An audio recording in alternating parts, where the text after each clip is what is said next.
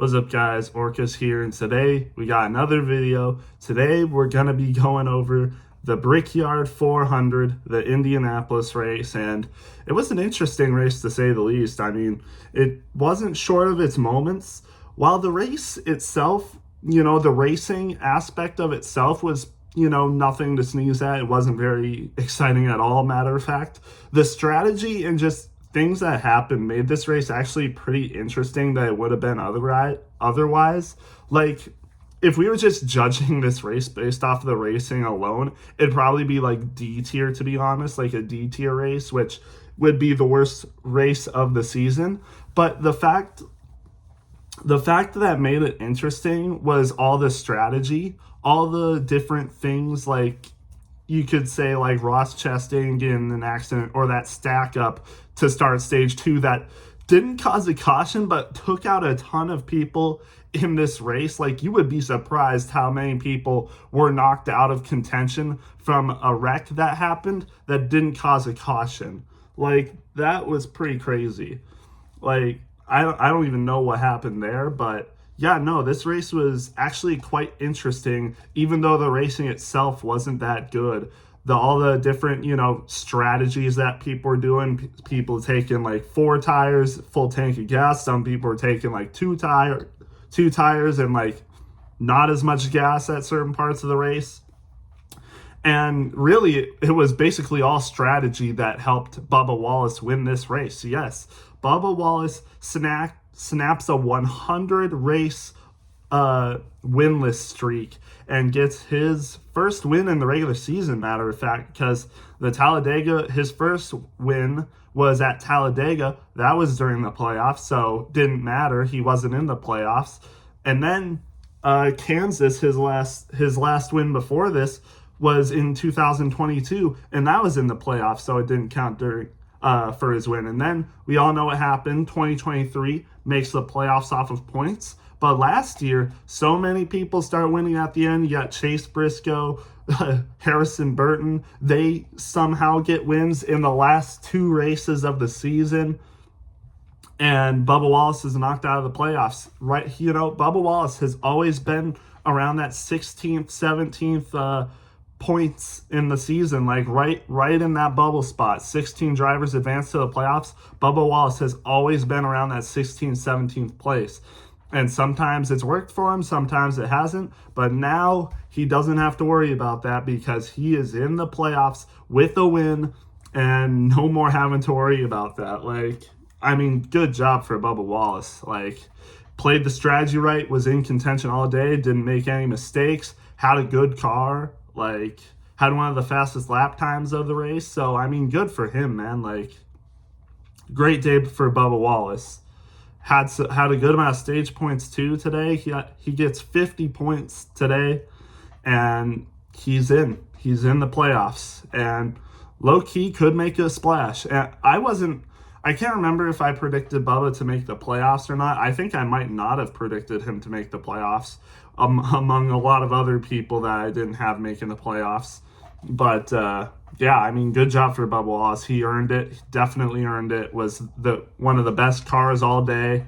It was him at the end of the race. It was him and Logano that seemed to have the strategy to win. And with like 25 laps left to go, I mean, things just played right into Bubba's hand. Logano in first place blows a tire. Caution comes out, and Bubba Wallace is in the lead with 20 laps to go. We get all the way down to 5 laps left to go. We only need 5 more minutes to win the race, and then the rain comes. And, it was just a little shower, but Bubba Wallace was probably like, man, like, of course that had to happen. We were 5 minutes away from winning, because he had a good lead on Kyle Larson. Like, he was like over a second and a half faster than Kyle Larson, or like, I think it was actually probably more than 2 seconds ahead of Kyle Larson. And I don't think Kyle Larson was going to catch him at all. But then the rain comes out, they dry the track, and we're getting going. We go to the first overtime. Kyle Larson is there with him, but Bubba Wallace got clear, and then we got a caution. Zane Smith hard into the wall. And we're going to talk about that later because I got something to say about a certain driver that's done really good this year, but has seemingly had a lot of problems lately. But anyway, yeah, Zane Smith crashes there, unfortunately, also takes out Tyler Reddick, who did not see him, tried to go to the outside hoping he would miss him, but no, Zane Smith was just right there parked on the wall. So unfortunate for Tyler Reddick, who also had a good day today. Yeah, just unfortunate stuff there for the both of them. I mean, Zane Smith, I would consider him, I think, the best front row driver, to be honest. I think he is the best front row driver, but front row motorsports, I feel, has had such bad luck this year. Like, honestly, they don't even run that bad. They're like mid-pack drivers, I would say. Like, our average finish, I would say their average finishes should be like top 20. But so much bad stuff just happens to them. I don't know why. Like, and I think Zane Smith is the best one of them. Like, he has shown the most speed. I think he's been the most impressive to me. And I feel like just all the time, one or two front row cars just find ways to just get crashed or have something terrible happen to them. So unfortunate stuff for front row today, but one front row car actually had a good finish today. We'll get to that. But yeah, it's just unfortunate for them. Also, who had a hard crash today, like I said, Ross Chastain in the first laps of the race. I don't know what they're doing. Just racing hard. I mean, it seemed like Ross Chastain came down on McDowell, and McDowell went with him, and he was not letting Ross Chastain pass him like that. And he just kept going and eventually moved Ross Chastain and sent him into the wall, apparently. And yeah, that was Ross's day done. Ross's hat has also struggled really badly. He's not been impressive since his Coca-Cola 600 win. I remember his Coca-Cola 600 win. He was amazing in that race. Like, he wins that race, gets past like Denny Hamlin and William Byron. We all start thinking like, hey man, this guy can compete with the best of the best. Is he back? Well, ever since the Coca-Cola 600, no, he's not back. Like, he has had some rather not good finishes, a lot of not good finishes ever since that. Like, it's been hard for him lately, but he's in the playoffs. He has time to turn it around. He doesn't need to worry. And see, that's also kind of why I like this playoff format. You can get a win and you're in the playoffs, and like, you can be a great driver like Ross Chastain, but he's had such bad luck. Like, he's been getting crashed, wrecked, and just, it's been hard for him. Like, you could really think, I really think Ross Chastain is a top 10 driver. I do. I think he is a top 10 driver. He just hasn't had the races lately to prove it. And because of those races, if we were in like the Winston Cup Series or even the Chase, he has no shot of winning.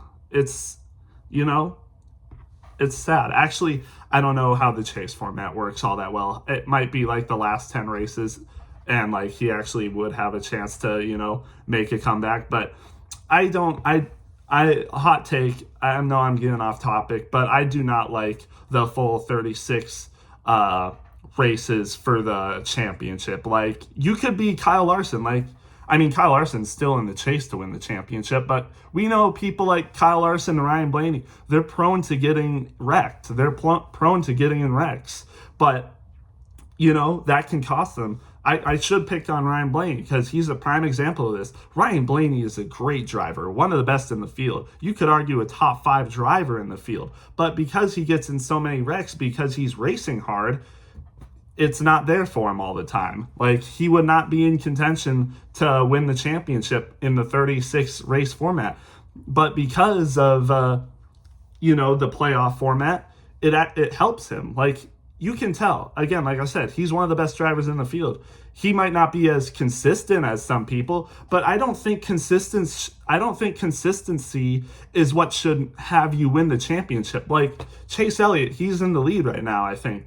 I think it is Chase Elliott that's in the lead to win the championship. He's won one race this year. Like, explain to me that. And Chase Elliott, I think Chase Elliott, he has not looked like the most impressive driver this year, in my opinion. If you would ask me, I would say Denny Hamlin has been the most impressive. Like, if we were going based off of 36 races or all the races so far this year, if you ask me who's been the most impressive, I would say Denny Hamlin, not Chase Elliott, who's only won one race, and that was a drafting track, but somehow he's in the lead for the points. I don't like that. It's boring. It's not, fun. And frankly, I don't think he deserves it because he's not been getting the wins.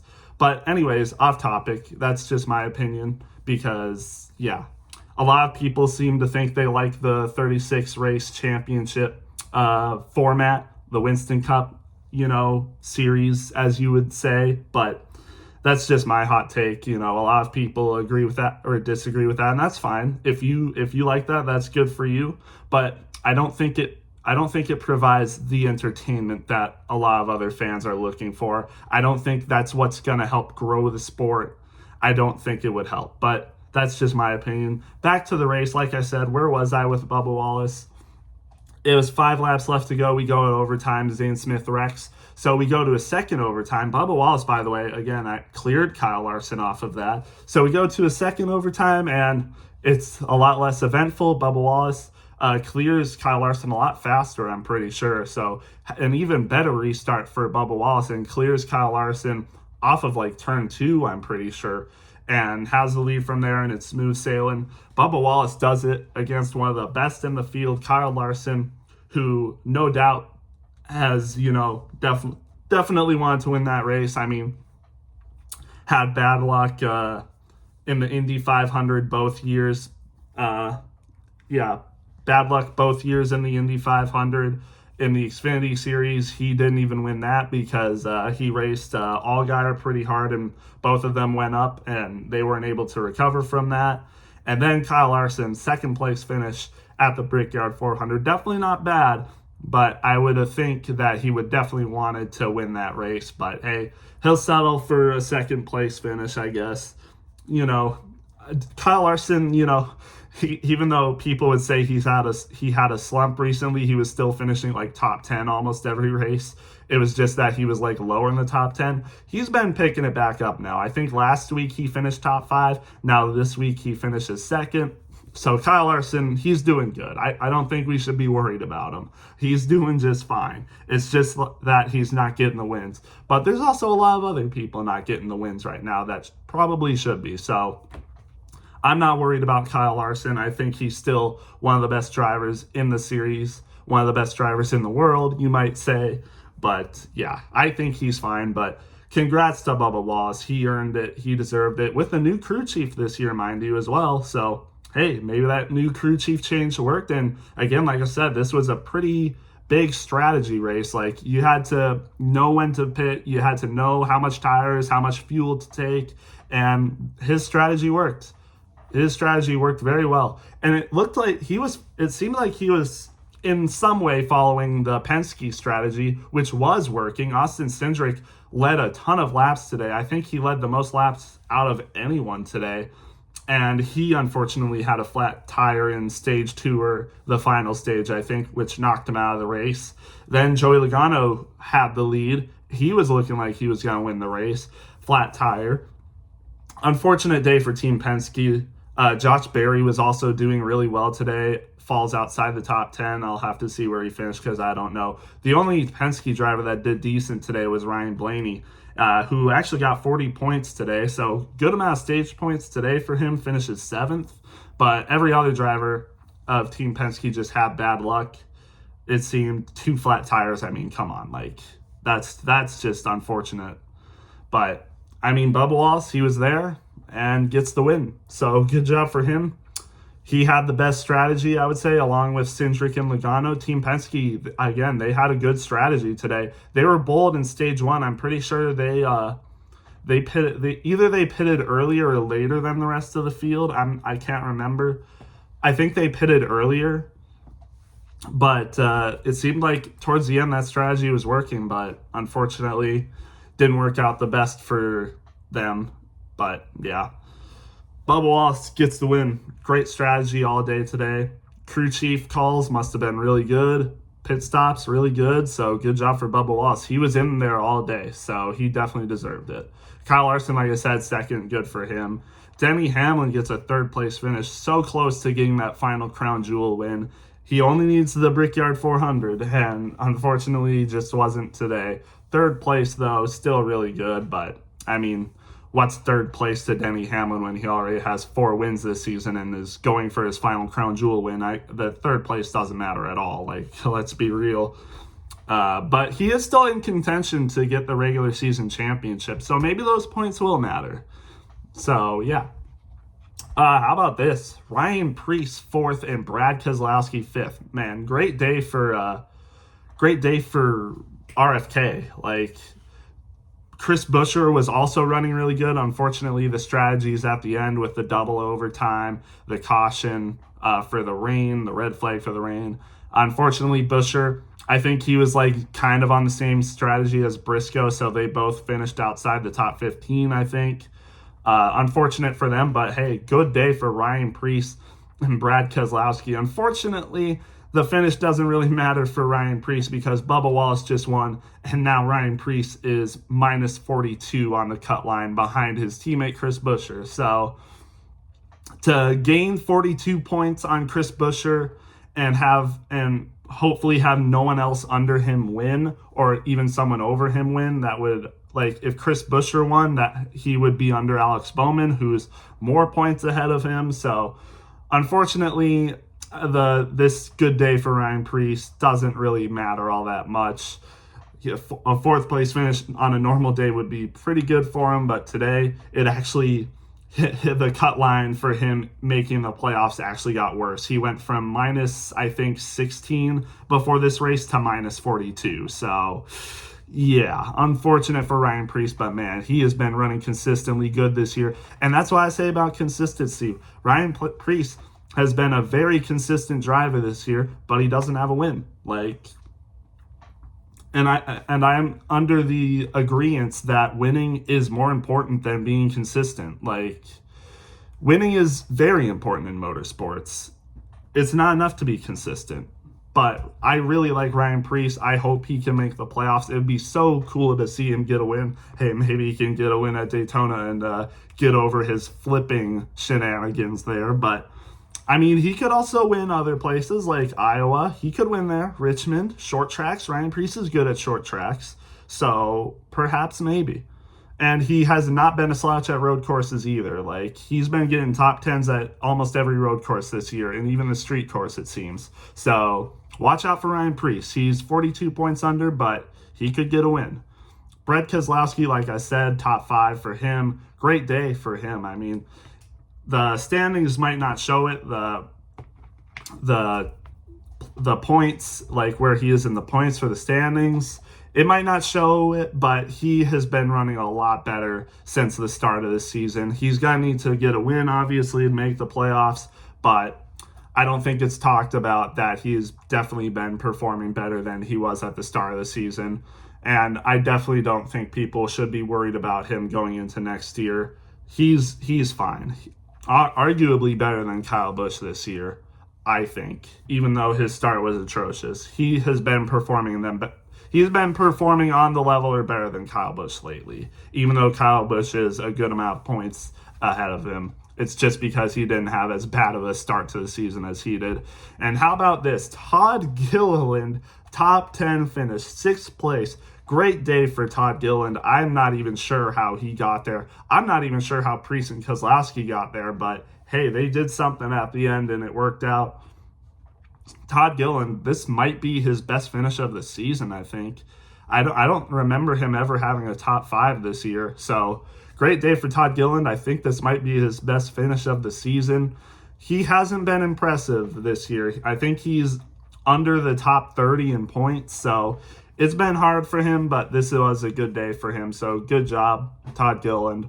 Hopefully, they have better luck next year because, again, I just think Front Row has gotten really unlucky this year. Ryan Blaney, like I said, 7th place. Christopher Bell actually still ends up with a top 10 finish. I actually didn't think that happened.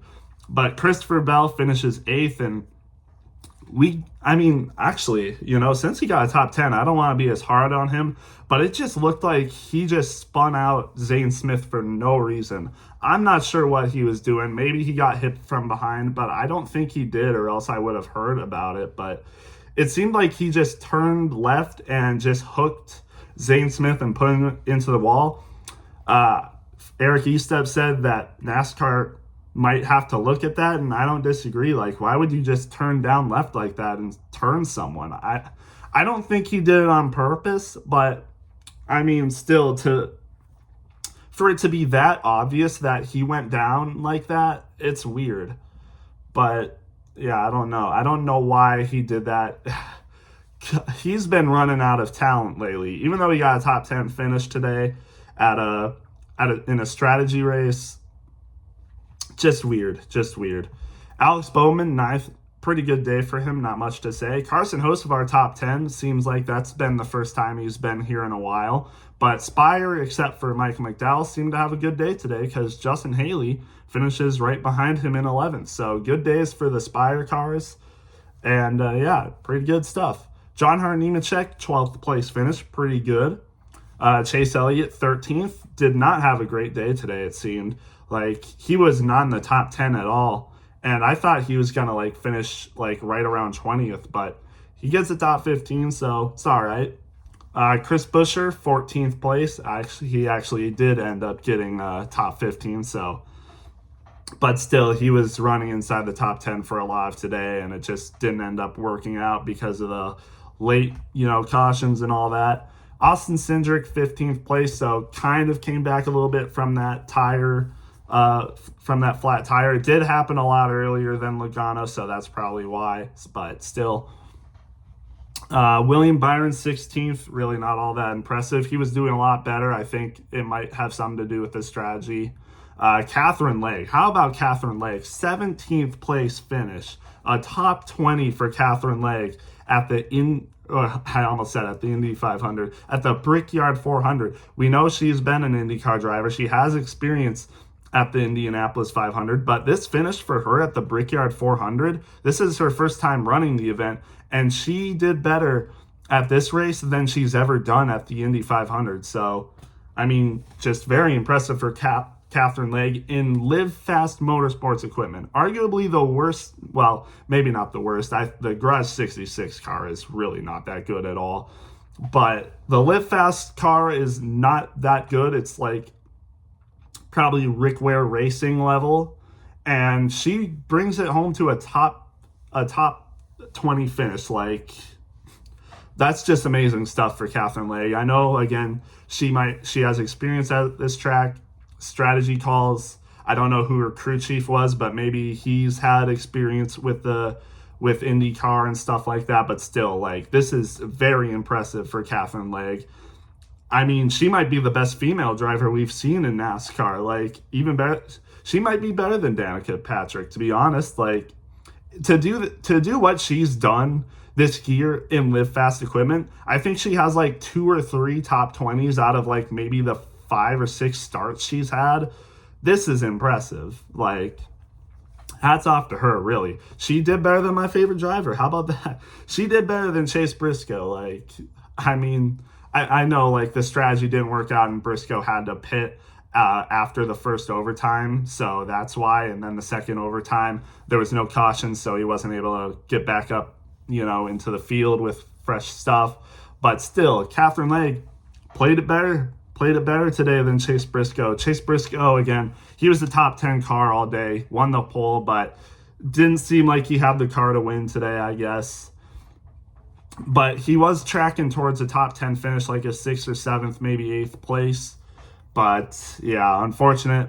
But I'm not really all that upset about it. It's the Brickyard.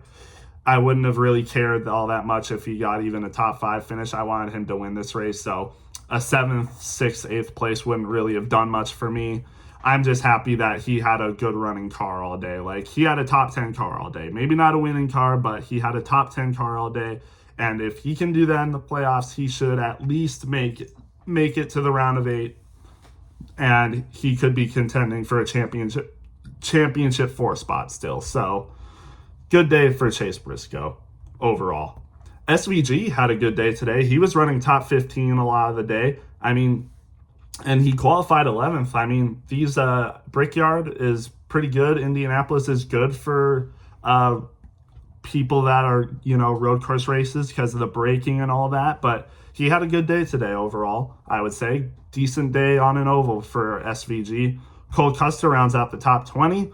Ty Gibbs, 21st, and he wins the in-season tournament over Ty Dillon, who unfortunately was caught up in that restart wreck that didn't have a caution. But a lot of people had damage from that. I think actually Briscoe got damaged from that as well. So maybe you could possibly argue that's why he didn't have a winning car today after that, is because of that wreck. I think he did get damaged, so maybe that's why. I mean, when you get nose damage at Indianapolis, that really depends on like aero, on the aero package.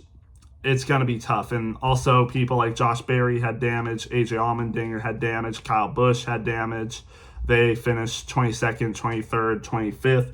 Jesse Love actually gets a 24th place finish. Not bad for the Beard Motorsports car, 62 car, which is also around, I would say, live fast, Rick Ware, maybe even the 66 car levels of not good equipment, but still. Back to Ty Gibbs, wins the in-season tournament. I mean, congrats to him. He definitely picked it up. He was averaging like a 7th place finish during the first 4 races. Only a 21st place finish today, but still wins the in-season tournament off that. Ty Dillon was a few laps down because of the damage he had, so you could say that's why for sure. But hey, wins the in-season tournament, $1 million. I hope they do this again next year, but please don't make Atlanta or a drafting track the first race, because that just put way too much parity into the tournament. And Ty Dillon, I mean, his run was still very impressive, but there was a ton of other people that, aren't the best of the best drivers in the tournament. But yeah, I like the in-season tournament though, so hey, congrats to Ty Gibbs. I hope we do it again next year, just not have a drafting track as the first race. So yeah, like I said, Josh Berry, 22nd. He had a good car. I think he got some restart damage. AJ Allmendinger, 23rd. He had a lot of damage on his car. I'm surprised he actually got a 23rd place finish. From that, his whole freaking front of the car was wrapped in whatever it was. So still unfortunate, but hey. Riley Herbst finishes 26th. He was involved in that. Daniel Suarez, I think, was involved in that. Almost all these people that are under here now were involved with something.